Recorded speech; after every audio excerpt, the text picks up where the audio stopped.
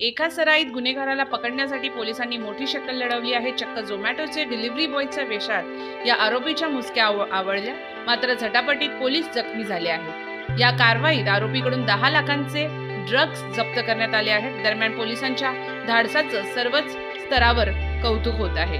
Wanted गुन्हेगाराला पकडण्यासाठी crime branch युनिटचे वरिष्ठ दीपक सावंत यांनी झोमॅटो डिलिव्हरी बॉयचा वेश केला होता।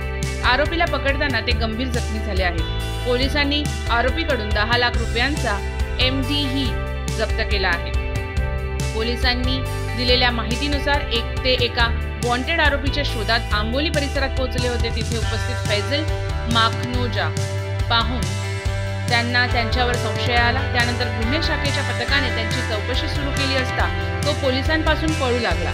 तासाभराच्या प्रयत्नानंतर या आरोपीला गुन्हे शाखेने पकडले, मात्र याच दरम्यान पोलिसांना त्याला पकडण्यासाठी मोठी कसरत करावी लागली। या कारवाईत स्वतः इन्स्पेक्टर दीपक सावंतही जखमी झाले। फैजल अकबर माखनोजा असे अटक करण्यात आलेल्या आरोपीचे नाव आहे। त्यासोबतच अजून कोण कोण सहभागी आहे याचा पोलीस तपास घेत आहेत।